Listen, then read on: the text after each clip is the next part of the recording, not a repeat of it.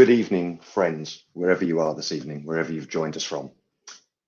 My name is Raymond Simonson, and it's my absolute honour to be the CEO of JW3, the UK's leading Jewish community centre and cultural venue, and the only one of its kind. At JW3, we are committed to increasing the quality, the variety, and the volume of Jewish conversation. And that's why we wanted to hold this important event tonight. Now, of course, this week has been a huge week on the topic of race. We've had the murderer of George Floyd found guilty. It's been Stephen Lawrence Day, 28 days since his murder. The Commonwealth War Graves Commission concluded that at least 116,000, possibly up to 350,000, predominantly African and Middle Eastern First World War casualties may not be commemorated by name or even at all. And the Archbishop's Anti-Racism Task Force published its report From Lament to Action, recommending a suite of changes to begin bringing about a change of culture in the life of the Church of England. And here in the British Jewish community, we have had the publication of the report from the Commission on Racial Inclusivity in the British Jewish community. And that, of course, is why we're here this evening. So how's this evening going to work? Well, you haven't come here to hear me. You've come here to hear Stephen Bush, who led the commission, did quite a remarkable job. And we're going to hear him give a keynote about the findings. And then he and I will have an open conversation about the commission, about its recommendations. And we invite you to submit your questions that I will put to Stephen. So please do type your questions into the comment section. We'll take as many of them as we can.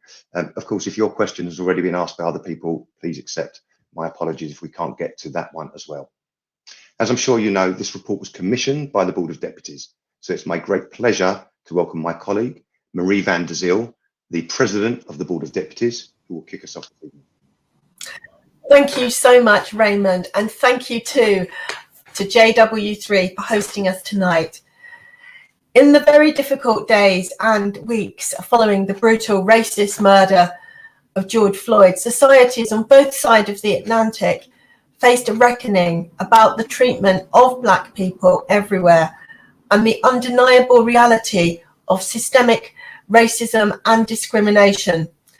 At the Board of Deputies of British Jews, it was of course right for us to condemn the killing of Mr. Floyd, but we knew that we couldn't stop there. No community is immune from the scourge of prejudice, and ours is no exception. As society as a whole sought to examine racial diversity, Black members of our own Jewish community came forward and told us that while there were many wonderful things about being Black and Jewish, they experienced far too many instances of marginalization and discrimination. Then other minorities in our community stepped forward and said that they too had many similar experiences. We realized that alongside calling for change in wider society, we needed first to understand what was happening in our own community and seek to improve things here as well.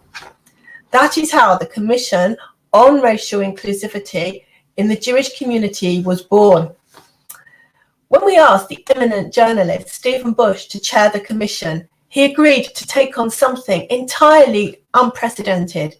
And to our knowledge, this is not only the first time any national representative body of a Jewish community has looked inwards and undertaken such an audit of the racism within its own walls, but one of the first times a cultural or ethnic minority in any country has done so. The combined challenges of defining the Commission's terms, listening to witnesses, consulting communal stakeholders, and producing deliverable recommendations for organisations that are heavily dependent on volunteers felt at times insurmountable. But thanks to Stephen Bush's immense skill and huge generosity with his time, this week we have been able to share the Commission's findings in full. The fact we released the report on this year's Stephen Lawrence Day and in the week that George Floyd's murderer has been found guilty feels particularly poignant. To me, this is a moment filled with both pride and sadness. I'm proud that as a community, we are taking ownership of these challenges, and institutions throughout our community haven't sought to dodge the problems presented to them by the Commission. And instead, we really have seen an outpouring of goodwill and a willingness to learn and improve. And the way that our communal institutions have responded is truly admirable. And this makes me even more proud to be a British Jew. But I am, of course, deeply saddened and very sorry about the discrimination that people have suffered within our community, which prove that such a commission was so necessary. I was incredibly moved by many of the witness testimonies, particularly the difficult experiences faced by some converts, the racial profiling faced by many people at the doors of communal venues, and the marginalisation faced by some young people in our Jewish schools. Indeed, it could be very well argued that this commission was long overdue, and I agree.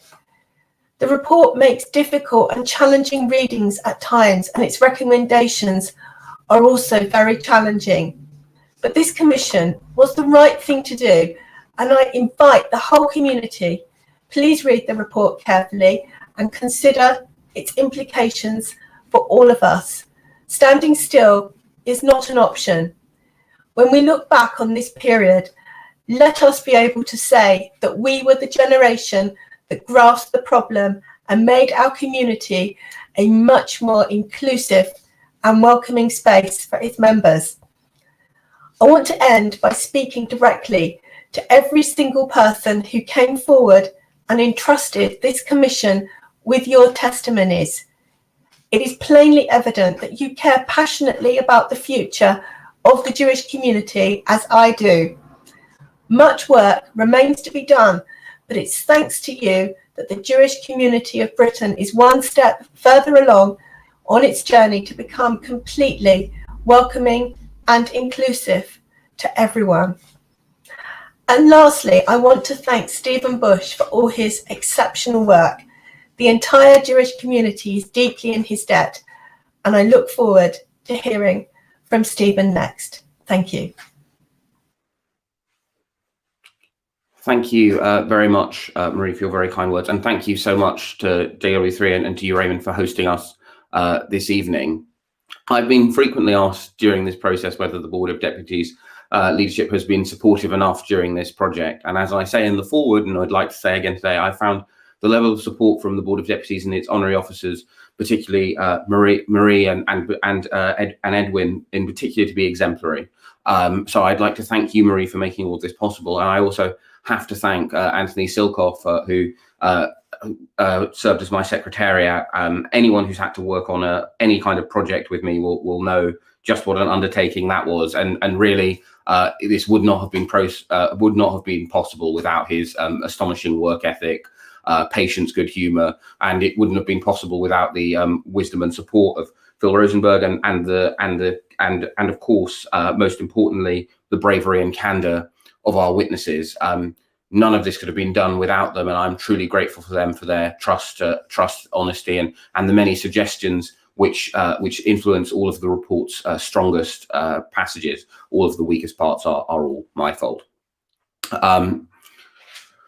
When the board asked me to chair this commission, I was in equal parts pleased to be asked and terrified by the undertaking. I wondered if I was black enough to do it, as I am of mixed ethnic heritage. I am both from sub-Saharan Africa and Ashkenazi, and I wondered if I was Jewish enough to do it, because my Jewishness is primarily an ethnic identity rather than a spiritual one. But I was convinced that this was a worthwhile project, and I thought that the one thing which would bother me more than me doing it badly would be someone else doing it badly. So I thought that the only way around that was to get stuck in. And looking back on the process and on the report itself, I'm very pleased that we did, and I at least don't think that we have done something like that. I think it's a very useful and hopefully a piece of work that people will find something that inspires and moves them. Our witnesses came from every part of our community, every denomination, every political and social tendency. Some had a very strong sense of their Jewishness as an ethnic and secular identity, others as a profoundly religious one. Some were Ashkenazi, some were Sephardi, some were Ethiopian, some were Jamaican, others were from elsewhere in the world. Some were a combination of all of the preceding categories. And of course, that diversity held true for politics, denomination. Our witnesses were strictly Orthodox, liberal, members of United Synagogue, members of the Reform Movement, Masorti, and again, none of the above. So one of the things that was rewarding about this process was listening to so many different people and different perspectives. But that I would sort of strongly add anyone who sits down and reads this report to remember it's not a definitive statement of the values, priorities, and positions of our witnesses. It is my response to the testimony I have heard.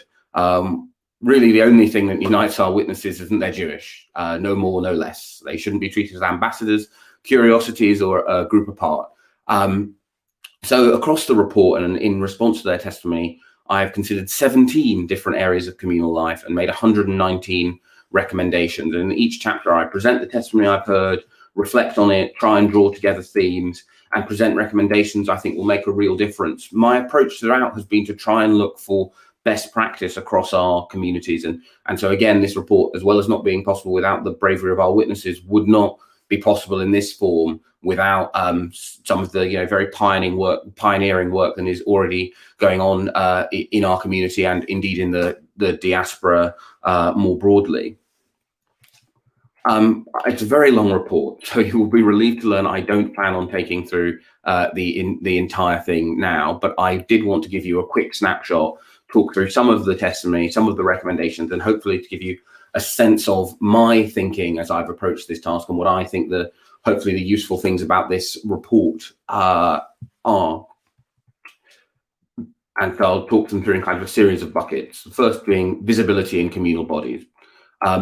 Many participants told us that their central concern when it came to inclusivity was simply a desire to be seen, that they didn't feel institutions reflected the full diversity of the community always, and the interests of those in our scope were overlooked. Now, this sometimes, frequently, as you would expect, manifested itself in ways that were contradictory, but there was therefore a very strong desire for people to be represented themselves and for greater diversity in leadership positions.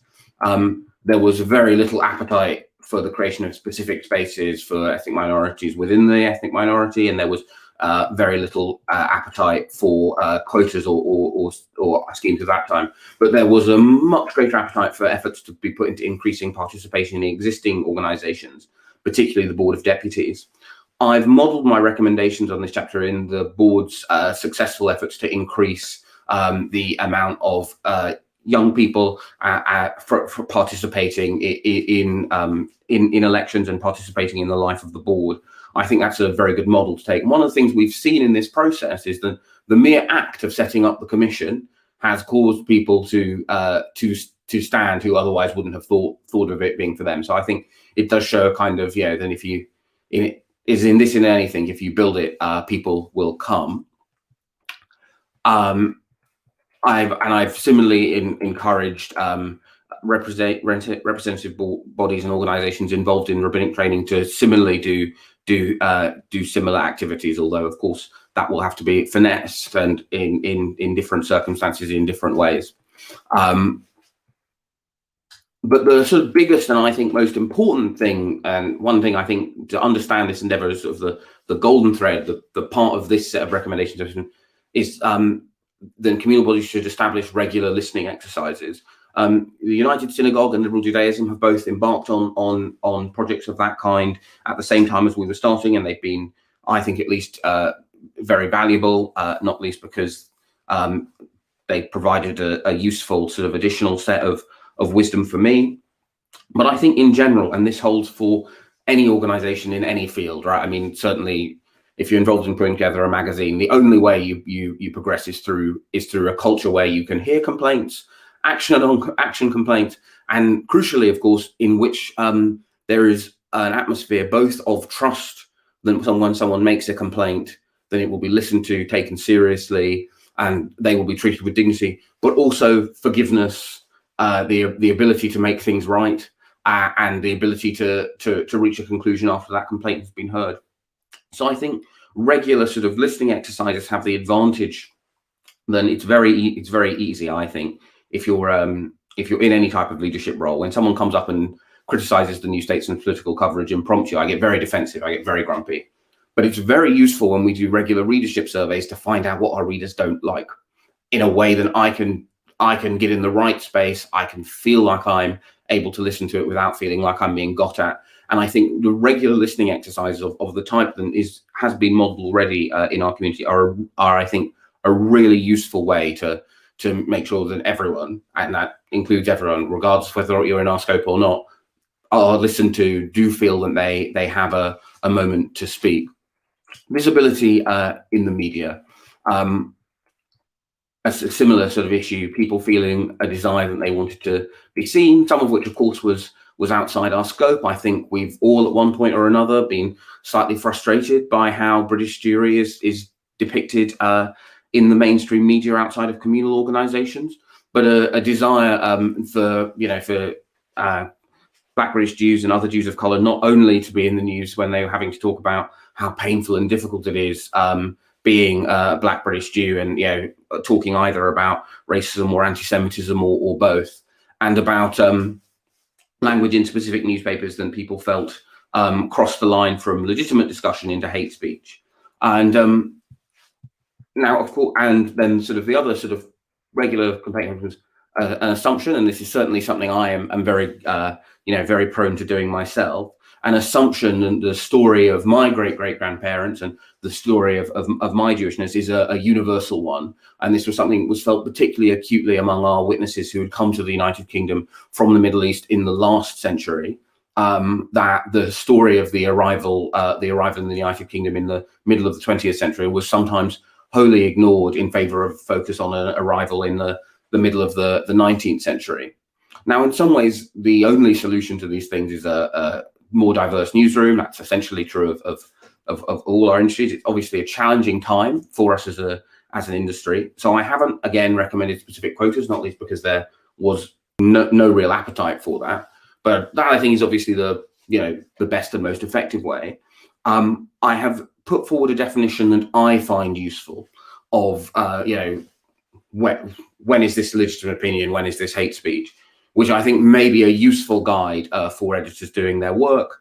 I, of course, know that if another editor suggested that to me, I might be very grumpy that they thought they knew better than I did. But I think that's a useful sort of framework for people to think about in terms of what is unacceptable and what is acceptable. Communal security. This was essentially a unique area in which, while there were often very divergent points of view on pretty much every other topic, there was a broad consensus when it came to security. I heard two concerns repeated.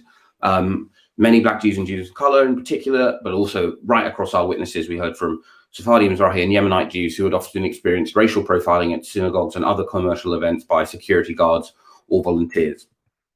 And complaints processes when this has happened, or in other cases of mistreatment, it was not clear who people could complain to, and people feared that their complaints were not taken seriously nor handled with sufficient expertise or understanding. Just a variety of quite harrowing stories in some cases. Now, the challenge here is that we have, when we're blessed to have, experts in the terrorist threat we face, and sort of experts in why we need security and experts in providing that security in the CST. And the CST has been very clear for years that it is their belief that racial profiling, as well as being likely illegal, is immoral and does not work. And they have been tireless and eloquent advocates against its use in our community and more broadly for a long, long time. And so what I've aimed to do in these recommendations is to close the gap between the best practice we have in counterterrorism in our community and some of the testimony we've heard. And so the 13 recommendations there are primarily aimed about getting a transparent and clear complaint process that ultimately feeds all the way through to the experts in security being the ones who will handle that complaint. I'm recommending that further work be on the feasibility of an ombudsman. I've been very grateful to the candor and expertise of the CST, both beforehand, but even more so in the drafting of this report. So I have left some of the questions about implementation to them, but the idea essentially is to marry that expertise to tackle some of the very difficult testimony that we have in our report. Conversion. Many of our witnesses were not converts, but some of course were.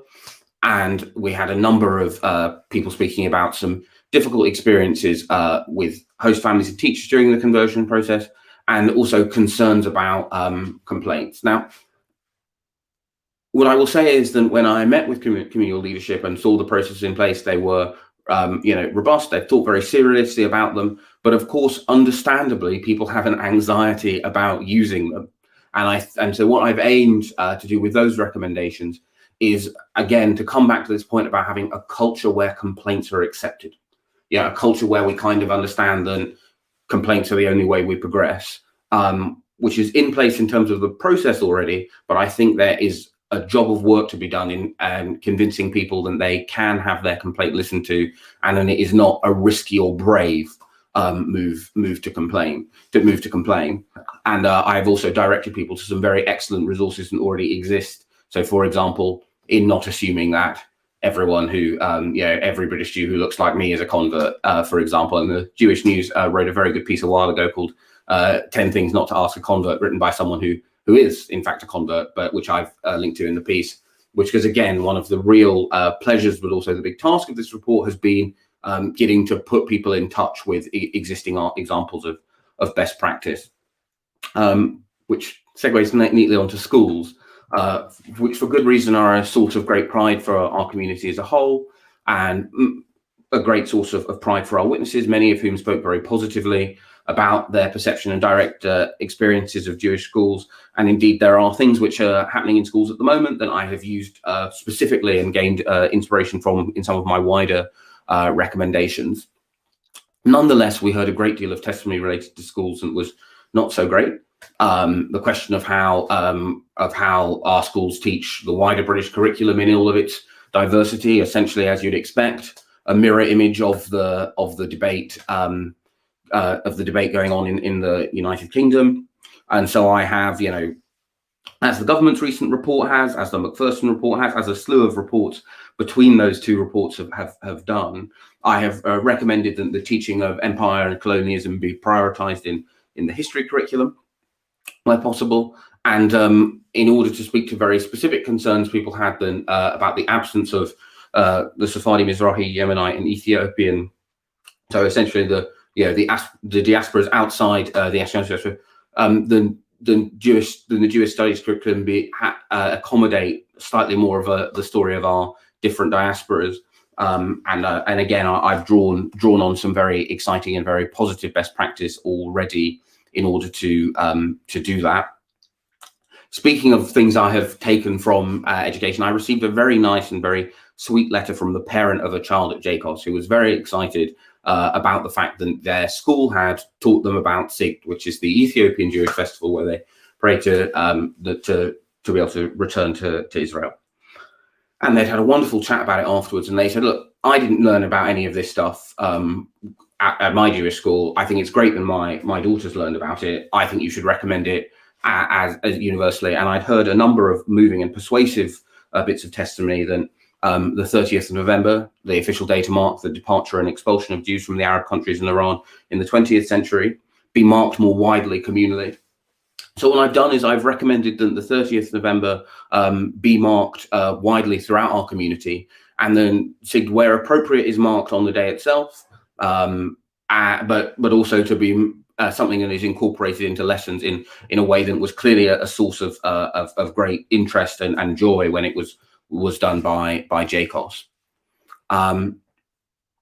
So those are kind of those are sort of the recommendations I've made. And to end with a positive note, one of the and one of the things that was very clear throughout is that the world of Jewish arts and culture was felt to be leading the way in depicting our community in all its diversity. The work of the Jewish Museum and JW3 in particular were valued by witnesses as places where they felt they were depicted in a positive light, with their recent groundbreaking programming around issues of race and racism and the diversity of our community were a particular source of delight. And of course, if you read the report, you'll know that some of the way JW3 have managed the challenge of having a high security, but also being a welcoming space are things that I have recommended maybe as a good example of best practice, although while of course recognizing that many of our organizations are not lucky enough to have a space as wonderful as JW3. So it's highly appropriate and pleasing to me that we're being hosted by JW3 tonight. Thank you very much for hearing me speak. These recommendations cover a huge swathe of communal lives, but I think if I were to try and sum them up in one thing, it would just be that we have widely different views about what it means to be Jewish or to act Jewish. There is no comprehensive way to look Jewish, and that we should always remember that, and that diversity should never be a reason for exclusion. Secondly, most of these recommendations have much broader applicability. I was struck throughout the process that a number of people who had testimony that, while visibly outside my scope, was clearly of great importance. And so I've tried, therefore, to make recommendations that meet that wider need as well. So yeah, this is a report which I hope will have broad applicability and is designed to do so. As Marie says, this is, to our knowledge, the first time anyone in the diaspora has conducted this, and it is, to our knowledge, the first time any ethnic or cultural minority has looked within itself. So I really hope that for that reason, if nothing else, it is viewed as a real source of pride for all British Jews and a true and admirable light unto the nations. I hope and believe that it will be the start of an ongoing journey both in our community and the wider world. And I think it was, an act of huge prophecy and bravery by the Board of Deputies to set it up. So thank you to them also, and thank you for hearing me ramble on. Wow. Okay, I'm going to give you a moment to take a breath and have a sip of water. And I'm going to say that as we start our bit of the conversation, I'll just say to you, the audience watching at home, a reminder, please feel free to add your questions into the chat, into the comment section, whether you're watching it on Facebook or YouTube. We can see lots of people have made comments, but if you have any questions that you would like me to put to Stephen, please do so. And some people backstage are going to feed those to us. But the good thing is I get to kick off with some of my own questions. So thank you so much for that summary. I first of all, I have to urge everybody to read the report. It's not just worth reading, it is incumbent upon us all. If you care about British Jewish communal life, whether you are a professional in the community, a lay leader, a synagogue member, you're a parent of a Jewish kid at school, if you care on any level about British Jewish community and the values with which we seek to lead the community, please, I urge you to read the report. It's easy to find online, and start those conversations yourself. So I'd just like to ask you, Stephen, first, given that the report's only been out for a couple of days, I guess if I were in your shoes, I think I would have probably turned my phone off and my email off and kind of, hidden under the bed for a couple of days. But assuming you were braver than I just wondered what kinds of responses you've had from people, reactions and responses, whether that's been on social media or directly to you, friends, colleagues, community members, since it was published.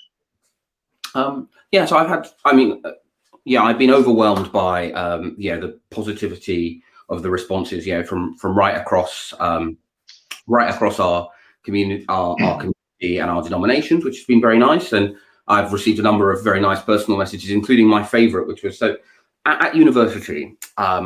It was kind of, as unfortunately often happens in left-wing spaces, someone was pontificating very critically, and I thought very simplistically, about the state of Israel. And I sort of launched into the kind of, look, here's why I think this is wrong, yada yada, the argument that if you've been in the progressive space, you'll be very familiar with making. And this person, they kept trying to get me to come to Friday night dinners. They kept trying to get me to go to Sharon. I was like, no, look, I'm not into this spiritual stuff yet. In fact, I'm barely even Jewish. Stop bothering me. And of course, one of the recommendations I've made is that organizations like that on campus should always should always do that kind of thing, and they should proactively try and count Jews in rather than count them out. And they just said, I need to, yeah, send me a very nice message saying, great report, but he said, this, by the way, I'm planning to invent time travel. So I can reply to your text going, leave me alone, I'm not interested in this stuff. And yeah, and a number of very thoughtful, sort of more critical engagements with it. Lara Monroe has written a blog on Medium that is very nice about parts of it, and kind of interestingly critical about other parts of it. Jewish Social Work, which is a blog for Jewish people who work in social care. Now I think about, the clue was in the title, has similarly written an interesting set of reflections on the report, its utility, things they found difficult about it. So yeah, I have not had to hide my phone or do any of the sort of codes that when I spoke to other people who've done commissions of this kind, they talked about codes they invented with their partner where they go like, so and so not be invited to dinner, but I've managed to avoid that thus far. That's good. That's rare in the Jewish community on any issue. So well done for that. We're going to come back in a little bit to some of the comments and critiques that have come out either before or since. But I'd like to ask you just a couple of questions really around your experience of collecting the submissions, because of course you were in meetings with people and forums. I had the privilege of participating in one of them. You read hundreds and hundreds of pages of written submissions. And I wondered, when you were reading and listening to all these submissions from people across the community about their experiences, were there any things that you heard or read that really surprised you, really shocked you, either because things that people said that you hadn't expected, or maybe surprising by their omission, things that weren't said that you would have thought would have come up?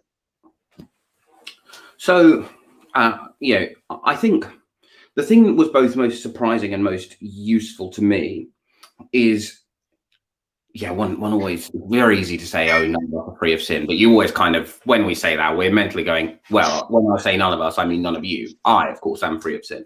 But I found it therefore both, very useful at the start process, because it was something that was very useful for me to bear in mind throughout, was the number of was testimony where people essentially said, I understand that the majority of our community is Ashkenazi, but I would prefer it if people didn't just assume that my family story was, again, like the story of my great grandparents. We arrived here, we arrived in the East End, etc., etc., etc. And I thought back to all of the times I've kind of done that to, like, hey, unifying, we've all got this story here, and I found that a very useful kind of starting point, because obviously I don't think I'm a bad person or I'm particularly guilty of something, but it's a kind of example of something which the thing which caused me to stop it was just it being pointed out to me. And I found that kind of useful sort of reminder that mostly something that is a cause of distress is actually quite easy to fix. You just need to give the person who's distressed by it an opportunity to come forward and say so. I think the thing that has most stayed with me and most shocked me, partly because it is the only bit of testimony we have from someone who is no longer, about someone who is no longer alive, is one of the stories in the security chapter about a woman, an Ashkenazi woman at the end of her life with a carer who was, not Jewish, but so part of our scope were, how people who are from other ethnic minorities in our spaces are treated, who, this woman at a point in her life when she was starting clearly not to be able to quite follow and understand things, was turned away, essentially because of her carer. A pretext was invented to do so. A huge source of distress, understandably, to her family, to herself, deeply painful, I imagine, for her carer. And the thing I found, I guess the reason why that has stayed with me most is because it's the only one where I think at least every other witness gets to see their story in print. And I find it hard that witness did not get that experience. Those situations are incredibly tough, and I hope that the family, at least, of that person get to read the report and get to, more importantly, get to live in a Jewish community that is improved by the follow-up to the report. On a similar question, but maybe a bit more personal, if that's okay, I just wondered, as a Black British Jewish person yourself, who who suddenly became even more high profile in the Jewish community. And I think there was certainly, from conversations I heard, there were people that hadn't realized you had any Jewish connection or were Jewish or anything like that. I wondered if there were times where you were reading this stuff or hearing things that were just personally painful for you because of an affinity to that lived experience. Were you able to just detach yourself from it, or was it particularly painful? That's a really good question. I think, I mean, look, to be honest, I feel like the last 5 years, writing for a centre-left magazine and having a Jewish connection have been so painful that short of one of the witnesses kind of coming out of their testimony and, insulting Arsenal Football Club, my hairstyle, my weight gain in lockdown, etc., it would have been very hard. And to be honest, then those are all things that have happened over the last 5 years. But actually, I think in an odd way, one of the things that was useful about this in this process is that I was, I think, able to listen to people's testimony without myself becoming overcome by it, because the last 5 years have been what they are. That's a kind of that's a bit of a pat answer, but yeah. No, that's completely fair enough. Okay, I want to touch on some of the criticism of the report. We're going to have an open conversation. There was obviously criticism from the minute it was announced that there were people saying, "Oh, well, this is just I don't know if whitewash is an inappropriate word, but it's another one of these reports where communal leaders will get to pat themselves on the back, or other people from the other side, oh, this is going to be something where they're just going to say that everybody's wrong, and these woke lefties." I'm not sure the Board of Deputies often get called that, but just trying to tar everyone with the same brush. I wondered what you thought about some of the criticism that's come up ever since, even in the last few days. For example, Misha Mansour's piece in this week's JC. Is that kind of thing par for the course? Is it troubling? Is it just there are some fair points there, and we just listen to all views?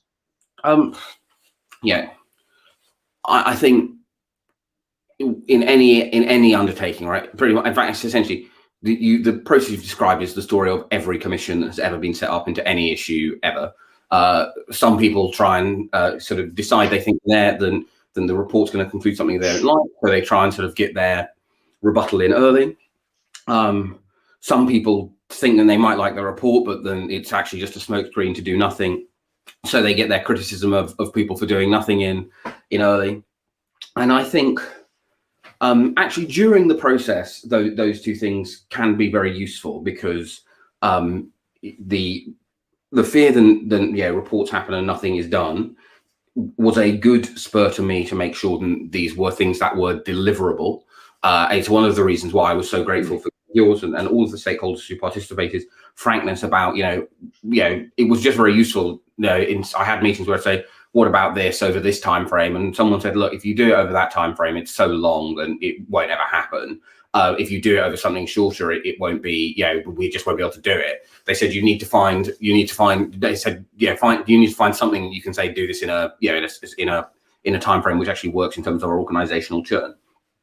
And so I was very keen to make sure that without compromising on things I thought were necessary, making sure that something was actually delivered. I think some of the criticism has, I think of the pieces I talked about earlier, I think they're very serious attempts to engage with the text. I was a bit disappointed, although, loads of us have done this in journalism in the past. I was a bit disappointed that I'm afraid I don't think Misha can really have read the report. She talks about me finding everyone guilty. Well, this is a report which quite rightly and properly goes out of its way to find best practice and to praise it. So I think it's one of those things where I think the important thing, though, is not to do what it's always very tempting to do, which is me to go, well, it's very easy for me to talk about what's wrong with this criticism, and that way I can just elide talking about some of the very useful but difficult challenges for our community and for me, of course, in both the social work piece and in Lara Monroe's piece. So I think it's conducive on all of us to try and debate well in terms of the actual content of the report. Agree. I think I said to you before we even went on air this evening that if if this report had been written and it didn't make a whole load of people, load of us, communal leaders, teachers, rabbis, feel a bit uncomfortable and then criticize it a bit, then it probably wasn't a good enough report. Because the issue itself of race and racism and inclusivity and diversity and being a welcoming community that is based on values, that's important stuff, and it's tricky stuff, right? Even people with the best intentions, and it should make people feel a bit uncomfortable, I think. Does that make sense? Yeah, no, it does. I think it's an interesting question because I think instinctively, actually, I realised that I think it is possible. I mean, partly because with one exception, it mostly has been welcome. And I don't think that's because it isn't sufficiently brave, but I think what I always wanted to do in this process was to build consent around the proposals. I think one of the things that the government a bit modelled with its report is that actually they have 24 recommendations, most of which command cross-party support, packaged in a way that meant that no one's really argued about the report. We've actually just argued about something that was in the government's press release. And I think then it is possible to have at least a relative sense that there's something in the 119 recommendations that there's something for everyone across them. I wouldn't expect anyone other than my mother, but actually my mother, having read it, actually did have a criticism of one of the recommendations, but I wouldn't expect anyone other than my mother to necessarily support all 119 of them. And I think you're exactly right. Then if across all 119 everyone went, yeah, these are all brilliant, and I have no further questions, that would be a sign that I hadn't done my job. Yeah, no question. Look, I've always found with any piece of research or any report, they're always a complete waste of time, because either they're telling me what I already knew, so why do we need that commission or that report? I knew all of that stuff. Or they're telling me the opposite of what I knew, in which case it must be wrong. Therefore, either way, it's a complete waste of time. And that seems to be, it's a very popular, that's not a Jewish view, that's a very popular view out there with any kind of report. And I think this one is something that is going to make a lot of people quite uncomfortable. And I hope that discomfort then sparks off the desire to make change. I think one of the things that's come up that I've heard people say that they are concerned about with something like this is that we lead to anything that is a bit tokenistic. That fear of anything to do with diversity, by the way. We had this in the Jewish community a few years ago with reports on not having enough women in leadership positions. And then there were a whole load of people saying, oh, I just make sure that I stick a bunch of women on my board, even if they're not good enough. And you have all of these conversations, the typical answers you hear. We actually even got, I received a message of criticism a few hours ago about this event, because it's not modeling diversity or recommendations if I, white, passing, assumed Ashkenazi, male Jewish leader, am on the panel, rather than someone else who should be Black or Mizrahi or whatever it might be, doing this with you. And they felt that was, and I got myself into a very polite conversation with someone who understood that this wasn't meant to be a representative panel. It was, you're the keynote, I'm just here to try and help facilitate questions. But we did get into the conversation of tokenism, and should we have just said, oh no, this has to be, you can't have a white person on this event, and then it starts going too far the other way. So there's this thing about people really understanding what is said and not throwing the baby out with the bathwater, not jumping to conclusions. And I think that's got to be handled delicately. Yeah, I know there was no question there, was there? What do you think of that?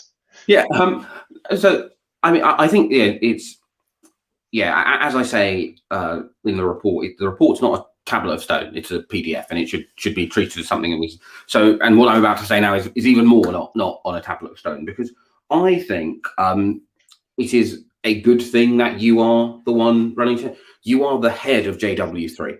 And therefore you need to lead across the whole set of issues. And, just as, I mean, partly it was fantastic to meet senior rabbinical leadership, because I gained something new from every single one. Every single meeting. I'm basically planning to do another commission where I just have a very thin pretext to just phone up senior rabbis and go, hey, here's what I think about Great this. idea. Just tell me something, so it will sharpen my thinking. But I think then therefore it's I would hope that when if the board does decide to do the kind of checking in and report in which someone comes to it with a fresh eye and goes, well, what does Stephen Bush know about anything? I would hope that the person doing the what would Stephen Bush know about anything would be a woman. I would hope that they would be someone who had who was more observant, for example, in both senses of the word. But I think it is actually really important that you are doing this partly because you are an organization which we specifically and rightly praise for doing things right in this sport, but you need to be in charge. Leaders have to lead. And I do think one of the dangers in the diversity conversation nationally is there's this kind of thing where you see it where kind of the Prime Minister and the Leader of the Opposition go, oh, don't we have a black woman who does that for us? Let's retreat from it. Leaders have to lead. Great. No, I agree. And look, from the JW3 perspective, and I think what I'm about to say is the same for so many other leaders in the Jewish community, is that we have as one of our core values, we have 6 core values at JW3. We try and make our decisions, we try and run the organization based on these 6 Jewish values, one of which is dugma ishit, which is leading by personal example. So one of the reasons why I said, as soon as we knew the report was going to be coming out, we said, we want to do a debate. We want to lead by the front.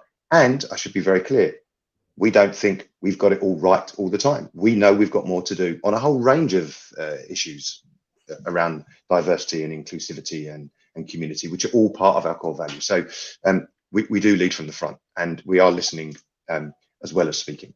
So what about the critique that's come up that from a lot of people, and you do address this in the report, but obviously a lot of people haven't read that yet, about putting Black Jews, Jews of color, Sephardim, Mizrahim, Yemenite Jews all together. And a lot of people have said, why? We don't really understand that. We don't understand why we're Mizrahim or Sephardim placed alongside Black Jews. They're different to us. We're different to them. You're lumping it all together. Can you just try and explain to all the viewers at home what was the thinking behind that? Well, look, glibly, the thinking was the Macpherson principle, and if someone thinks that they've experienced racism, it should be investigated accordingly. It's not quite older than me, but it's getting close. Yeah. And I think it would have been both radical and eccentric for me to abandon a principle that has underscored basically every single report on diversity, from Macpherson to the most recent one, other than I would say, highly eccentric. And one of the things which I think Danny Finkelstein wrote a brilliant piece for the Jewish Chronicle on this, I think the government's recent report was hugely weakened by the bizarre decision to arbitrarily at the get-go go, Jews aren't part of this exercise. Yeah. So the first reason was, if you felt you were part of our scope, then your testimony needed to be considered as if it were part of our scope. But I think also, look, secondly, right, if you're mixed race or adopted, right, so if you have two Sephardi, Mizrahi, or Yemenite parents, but you yourself are Black, or if you are if you are ethnically from Zambia, or you're ethnically from China, right, I think it would just have been unworkable to have a situation where you said, I experienced this difficult thing at synagogue, and then my parents' history isn't taught, and the fact that my granddad's grave is in another country and I can't visit it and that's never discussed. It would be eccentric if I was saying, well, no, look, I'm going to listen to the first thing, but the second thing you're out in your ear. Also, and I think this to me is the most important thing, which is that there isn't something intrinsic to someone who experiences prejudice that makes them special and therefore different. It's not that anti-Black racism is somehow more important or different or kind of worthy more of study than the sometimes very difficult and very unpleasant things that people had said to or about them because they were Sephardi, Mizrahi, or Yemenite. So yeah, I just think the most important one was the Macpherson principle, but I do just think it would have been eccentric and be a weaker report without the testimony from those groups in it as well. I think my hunch is it's going to be one of the issues that will continue to rumble on, that one. But actually, I think it's an opportunity for learning. I think it's an opportunity for some really interesting and, again, difficult conversations in the community. I think the term ashkenormativity, which I really first heard from people like Daniel Jonas and Elliot Jabril a few years ago. It was a word that was really doing the rounds in the kind of limud context of doing sessions. It's something that came to us at JW3 from when we first opened, and people praising us for doing something that I'm not so sure how conscious we were when we did it, which is we put more we gave more platforms for Sephardi Jewish culture, because it wasn't a big political statement. We weren't trying to be clever. We just think it's exciting Jewish culture that we weren't seeing elsewhere. And so we were putting things on, and we were being praised for doing something that was quite, I don't know, bold and groundbreaking. But that really, I'd like to say that was our thinking, but it wasn't. It was just, this is great Jewish culture to do. So I think the term ashkenormativity, I think, is about to become a real conversation piece in the Jewish community because of this report. And I think there's going to be some very interesting conversations there around that. Sorry to very selfishly interrupt briefly. I think actually, yeah, one, you're completely right, even though that's still a word I personally struggle to pronounce without a run-up. Yeah. But I think the other thing in terms of the sort of question about, oh, well, why are these being treated the same is, so what is the argument that if someone is a British Jew who's from the Ethiopian diaspora, and they're talking about the fact that they feel their story isn't told, and then they experience racial profiling, why is that more or less legitimate than someone who is Sephardi, Mizrahi, or Yemenite saying, my story of the diaspora is not told, and I experience racial profiling and prejudice? Well, is the argument what then, like, is it so? And well, the argument we'd hear in both directions was some people basically seem to be like, oh, well, the Sephardi, Mizrahi, and Yemenite have it easier elsewhere, so we don't need to care about the racism they experience.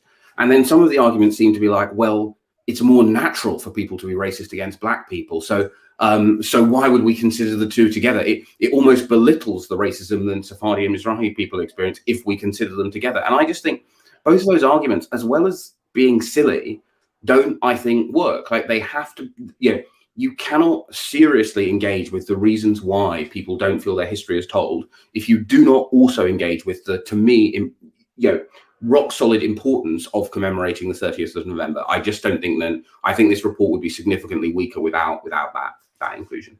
Well, that's a good segue into one of the questions that's come in from the audience, which is from the, I'm going to describe her as the indefatigable Lynn Julius, who I'm sure you've met, who said, thank you very much for an excellent report. What can be done to get the mainstream media to raise awareness of the 30th of November? So I assume by mainstream media she means not the Jewish Chronicle and Jewish News, but the non-Jewish media. Any thoughts on that, as someone who has a foot in that world, a large foot in that world? Yeah, it's a really great question. Not least because one of the things that, when I do phase 2 that I want to grapple with a bit more than, because it was kind of outside of our scope, is the other half of this is how the mainstream media writes about us. That inevitably does colour us, and the success of this is partly about our success in getting the mainstream media to sit up and notice it. That partly the onus is on everyone, everyone like me who has, who is in the mainstream media, to write about it on the 30th of November, to be ambassadors for our wider community. I think this is also, though, where the strength of the events we put on the 30th of November, which will of course be things that people like Lynn will be much more well equipped to help, but the strength and quality of the events, in the same way that people outside our community have really sat up and noticed some of the things that JW3 and the Jewish Museum have done. And I think that's how we get that cut through, is to do things that really causes the rest of British society to sit up and notice when we're observing 30th of November. That's a really great point. I think high profile events, often with high profile presenters and performers, is the way to do that. That's great. I'm going to take a couple of, now that question caught my eye, I'd like to go to a couple of the questions from the audience so that I make sure we have time, and then we'll come back. I've got one or two other ones I'd like to come back to. Jay Prosser, I hope I pronounced Jay's name correctly, wants to ask you if you made any connection to Afua Hirsch's book, British. I'm going to pronounce it British, Brit brackets-ish. The report resonates very much with this book, according to Jay, and just wondered if that was on your mind at all. Well, I read FU's book when it came out, and I have tried to read and reread sort of every book in this space. And although there are things about race and racism that I disagree with FU on, I think one of the, and I'm very glad that Jay spotted this, I think one of the things that it does very well is that it completely acknowledges that one of the problems I think wider British society has got into is that there's this theoretically really high taboo on saying or doing anything that is seen as racist. But because this taboo is so high in theory, it's very rarely, and you know, we all know that all too well from the last 5 years. It's continually like, oh, you know, you're just trying to ruin this man's life. It's just like, no, we're just trying to get you to take these issues seriously. And part of the thing that I think that book captures well is then there is an issue where people kind of have this theoretical fear of doing this thing. And it means then we kind of hit a brick wall in terms of our ability to progress. And I've tried to carry through that with them. But yeah, it was one of a number of books that I gained useful insights and sort of kind of wisdom from, you know, alongside, you know, Deborah Lipstadt's excellent, very short and witty book on anti-Semitism, and Anthony Julius's very long and very witty and interesting Trials of the Diaspora, plus, the Macpherson report, which I've returned to multiple times in the writing and also, both in the reading and the writing of this report. Great, thank you. Ruth Rawson, I believe, would like to know if you've got any thoughts about how you can persuade leading rabbis in this country, even to read this report, let alone implement it. And Ruth is thinking in particular of the more orthodox part of the British Jewish community. I think there's an implication in her assumption that this may be something that's just not on their radar. Well, actually, I am optimistic about that, not least because I would, it's not only that leading rabbis have read it, but they have, they were stakeholders to it. Many of the recommendations were shaped by hearing their wisdom. So I am very hopeful that again, I really don't expect everyone to love all 119 recommendations, but I am very hopeful that the conversation will be wide and deep and sincere. And I think you can see the beginnings of that in on the board's own website with the breadth of supporting endorsements that it has received and attracted. Yeah, I agree. Helen Walsh has asked if you know what anti-racism and inclusivity training already happens in schools and other Jewish organisations, and what is being proposed so that each white individual can bring about change. I think it's quite a big question. I don't know if you're able to give a headline kind of answer. So there's a variety of best practice that I specifically cite in the report. There are a variety of things, and I do candidly say I don't think work or are appropriate that I also cite in the report. But yeah, there are consciously, and one of the things that I hope we will do in phase 2, because I didn't want to, with a report that people hadn't necessarily read all of them themselves, kind of do the sort of the kind of it's you mark of going. Yeah. Smiley voices are great, Harry for great, because I mean I'm really pleased Lynn thinks it's good, but I think it would have been a bit unfair of me to go, well, there's some great resources here. By the way, you're now also the co-owner of this whole document. But so there will be there are in the report, and one of the things I hope to provide more of is there will be more sort of best practice. But yeah, there is a fair amount of that in the report already. So as you said, there's over 119 or so recommendations in the report. So I'm going to ask an unfair question of you. I'm going to put you on the spot a little bit. If you had the magic wand and you could immediately address and fix 3 issues today, right here, right now, the top 3 to get things going, what would you focus on? What would you prioritize? Right. The 3 things I would prioritize are, I'm going to cheat because I'm going to say, I'm gonna lump in Sigid and 30 and go, oh, those are also curriculum methods, the lifelong learning stuff, right? From schools to events. the history of the British Empire, the history of our diaspora and all of its diversity, right? That lifelong, if I could click my fingers, that would be one thing.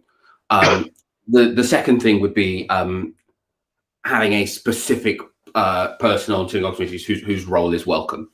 Because, as I say, we face a counterterrorism threat. There is inevitably a challenge between effective counterterrorism and welcome.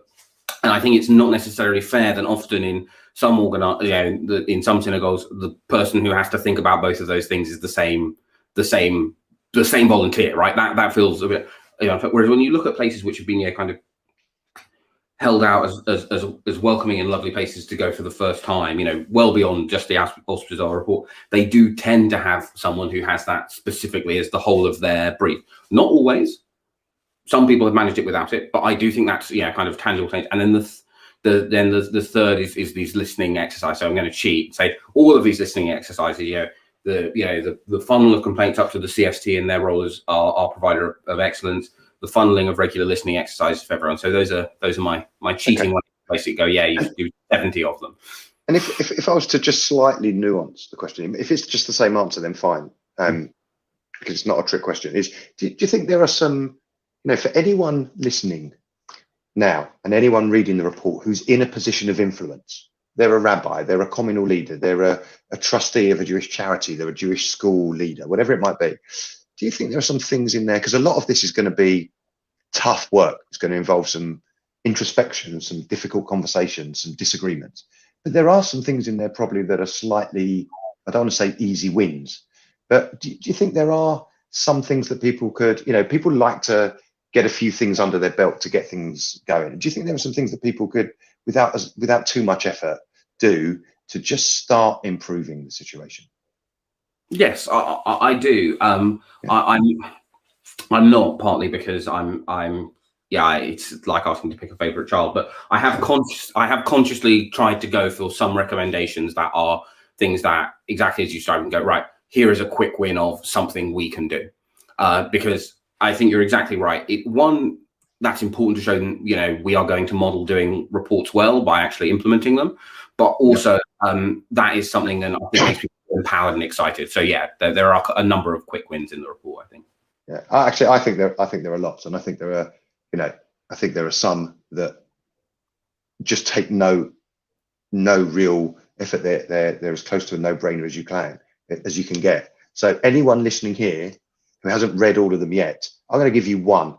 If you or anyone you know in the Jewish community, and I feel like I'm not even going to say the word, I don't know to call it the sh word in the same way that David Baddiel says the Y word, but the word, the Yiddish slang derogatory term for a black person, that I still hear occasionally, not so much anymore, but it's still in certain Facebook groups and elsewhere. If you use that word, don't.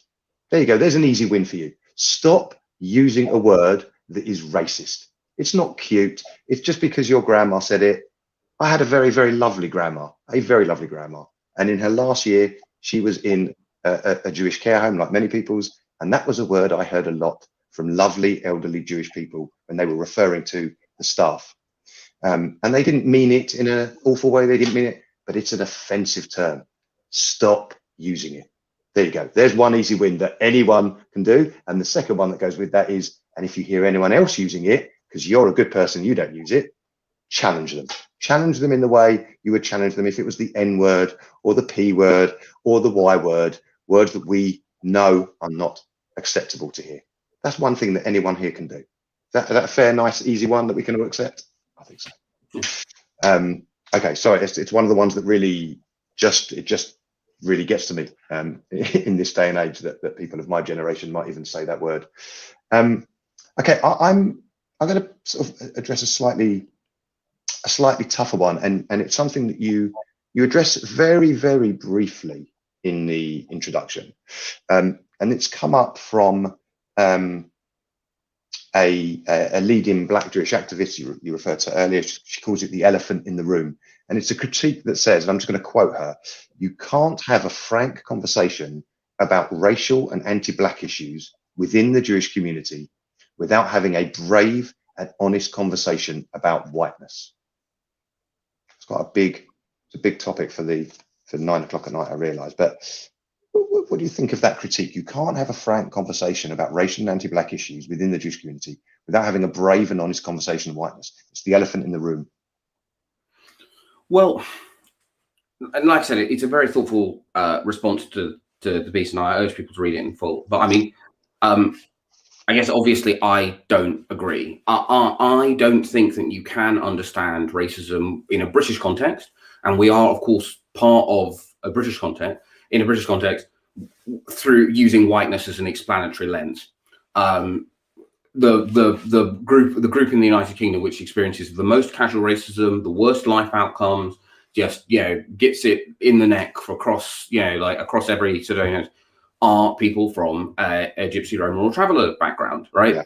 Yeah. Just racism and prejudice against them is just so widely accepted. There are so few, there's so many examples every week of people just getting away with it. It is the most casualized and accepted form of bigotry in the United Kingdom. Well, it's kind of hard to slant that into a sort of, I think at least, an explanatory lens that uses whiteness as a default. And indeed, like within our sort of pool of witnesses, right? Like, you have people with the same ethnic mix who feel very differently about whether or not they're white, and indeed are treated very differently about whether or not they're white. And bluntly, if I were to show any of those witnesses to people outside our community, they might conclude, well, none of you are white for quite different and difficult reasons. So what I was very keen to avoid it, just because I just didn't think it was actually that useful a lens to discuss or explain any of this stuff, which I do get into in the report. Obviously, others will disagree, and maybe when someone else looks at this in 7 years, I hope they will conclude that was the big problem with it. But I think it's a reasonable criticism, but it's just not one with which I agree. Okay. Thank you. I think it'll be a conversation I think will continue for some time. There's a comment from Victoria Hart, and she apologises it isn't the question. She just wants to say it, and I will add a question onto it in that most Jewish of ways. I'll turn a statement into a question. Victoria said to you, thank you for the report. I thought it was very helpful. I loved the idea of twinning Jewish schools with local schools, particularly those with high proportions of children from minority backgrounds. I wish my school had done that in the day a long, long time ago. Sorry, this isn't really a question. So I just want to ask you, just taking that point, can you just explain a little bit for people that haven't read that idea of twinning Jewish schools, and just kind of expand on that? So this was an idea which actually came from two directions. From one of our witnesses and a message from one of our stakeholders afterwards. Kind of in another context, they said, "Oh, here's something I think we do that works very well." And I just immediately thought, when the witness suggested, "Oh, that's a really great idea." So the idea is that if you have a Jewish school and you have a twinning arrangement with one of the other schools in your catchment area, do sports, do other activities, outward bound. Just a fun way for people to meet other people. I think it's a really good recommendation, and it's very nice of you to say that, Victoria. I do wish I could claim any credit for it other than nodding and going, that seems smart, which I mean, to us is true of most of the recommendations. Like I said, you can tell the ones I've devised because they're the ones which are actually terrible. But in terms of the criticism, the criticism which I was most disappointed by was the Humanist Association deciding to kind of get on their kind of, let's do our regular complaint about Jewish schools, and ignoring a recommendation I think would be great for our schools, a great sort of model for faith schools in general to follow, so people can have that understandable and right desire to have their faith and traditions taught in school, and also have the understandable and right desire for their kids to learn about their wider community. And I thought it was a real disappointment that the British Humanist Association, instead of reading the report and engaging with it, decided to go with their kind of Control V, Control P approach to any issue of religious schools. It's I think the the issue of schools. I feel like there's, on a regular basis, issues come up in the community, and we talk about synagogues a lot. We talk about some main Jewish faces. When we see the absolute growth of Jewish schools, the number of children attending a Jewish school full time in the community now, as opposed to even 10, let alone 30 years ago, is so huge that you can't tackle or address any key issue like this without thinking significantly about schools. And especially as in some parts of the community, synagogue attendance has been going down at the same time as school attendance has been going up. That's a whole session for another time. But I think to get the schools on board, to find ways of bringing this into the curriculum formally and informally, and things like twinning are really nice ways that don't worry about the curriculum, but it's about things like that, things about celebrating festivals. I think it becomes not even within a generation. It only takes from my experience, one full cycle of a school, that 6-7 years through, and it becomes an absolute norm. If you join in year 7, and this is something the school's been doing for a few years, you just don't think it's an odd thing or a new thing. It's about which schools are going to be the bold ones, which ones are going to be the first ones to say, we need to do this here. And I think that's going to bring us on to really our final point, which is this is a start. This is not the end, right? Often you think, okay, there was a commission, there was a big announcement, there was a commission.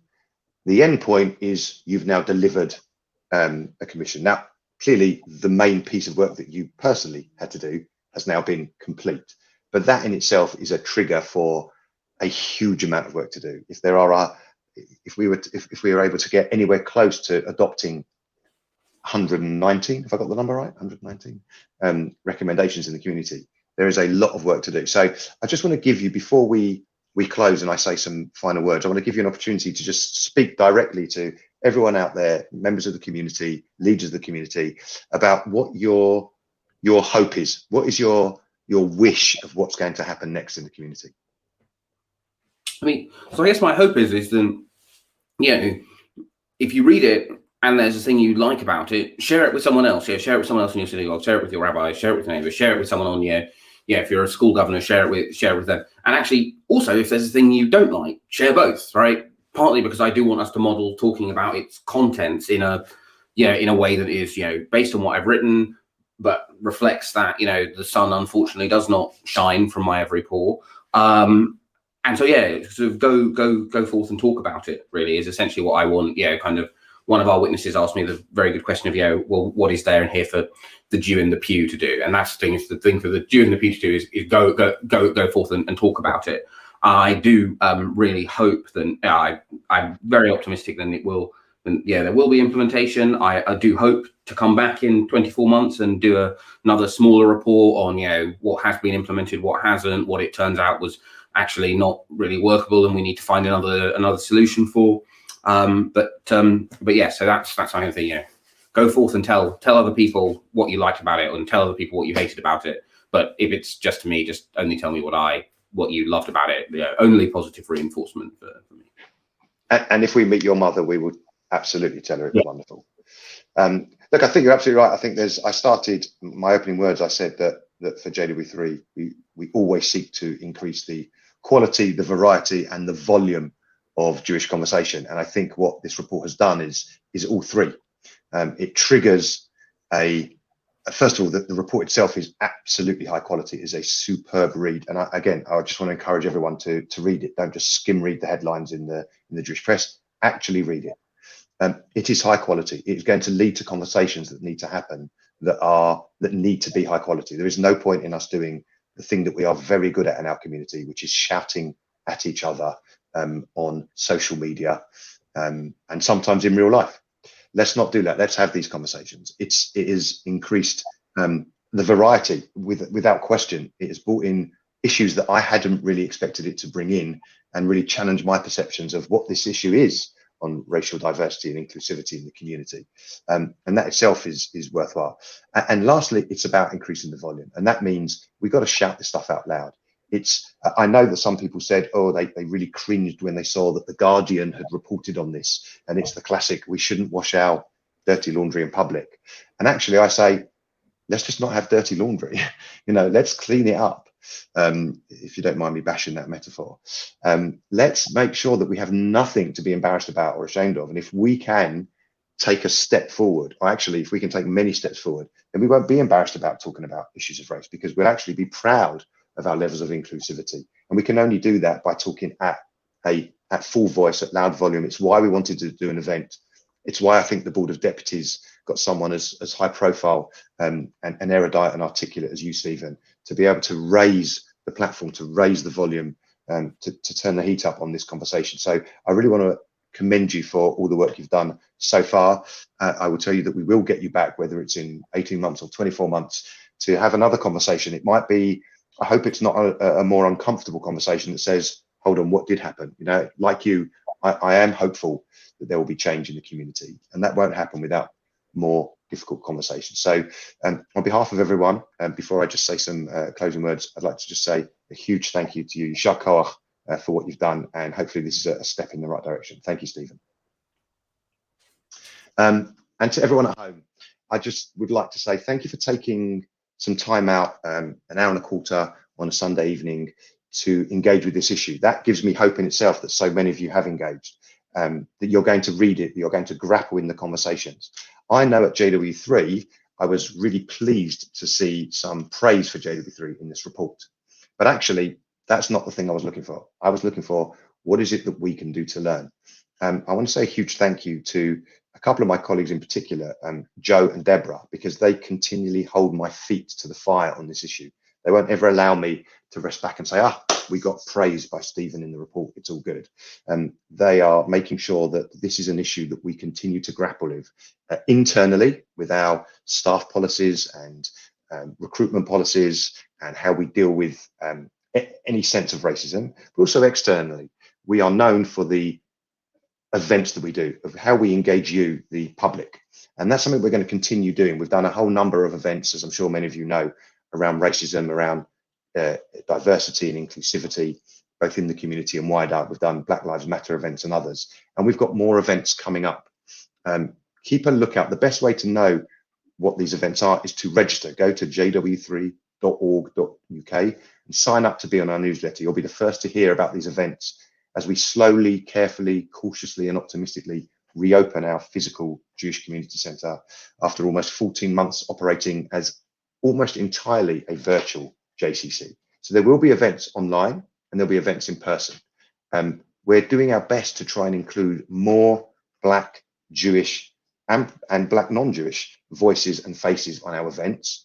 And we have a particular event that we are cooking up at the moment where we really have an open invitation. If you are in the British Jewish community and you are a Jew of color, a Black Jew, and you would like the opportunity to participate in an event sharing your reflections on the report, sharing your experiences, where it won't be me speaking, it won't be Stephen speaking. We're not looking for people that have a high profile, but those of you who have lived experiences in our community, where you've experienced racism, where this report impacts on you, we're inviting you to be in touch with us so we can have some conversations to put together a group for a public event sometime in the next month or so. So please just be in touch with info@jw3.org.uk and just explain that you were watching this event and you'd like to find out more about that particular event. And really just watch this space, because we will be doing a lot more. That's an open invite to all of you. The final thing I want to say is, this was, like so many of the events we've been doing, thousands of events over the last year, a free event. If you find that you have an ability to put your hand in your virtual pocket and go to jw3.org.uk and make a small donation towards this kind of programming, please do. And if not, then maybe another time. But do go to our website, check out the other events, engage with this report, and let's all join together to improve the community, to be the community we want. Before I go, I'd just like to say a huge יישר כוח and thank you to the Board of Deputies for kickstarting this entire process, for driving the Commission, and for being sure that they will be following up in the near future with an action plan, engaging community leaders like me and members of the Jewish community like you, because we all have our part to play. So thank you, the Board of Deputies. Thank you, everyone here, and good night.